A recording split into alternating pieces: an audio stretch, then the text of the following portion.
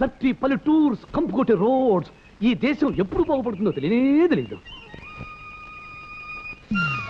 చెమ్మ చెక్క जिल जिल जिल जिल ये गांव का विलेज का राघव का मुंसब का घर कहाँ है जिल जिल पिटाओ ముందు నీ నెత్తి మీద కాకి రెట్ట కాలి కింద కోడి పెట్టావు అయ్యో వెనక నుంచి దున్నపోతు ముట్ట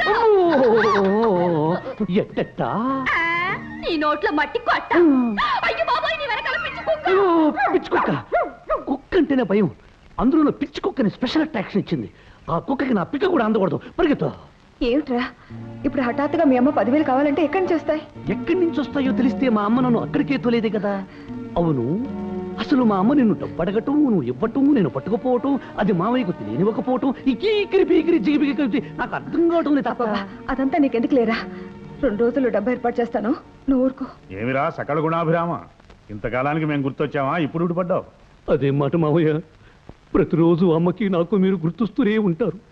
లక్ష్మి మూగతను గురించి విని అమ్మా నేను ఎడతెరిపి లేకుండా కుమిలి కుమిలి ఏడుస్తున్నావు, కుళ్ళి కుళ్ళి కుంగిపోతున్నామా.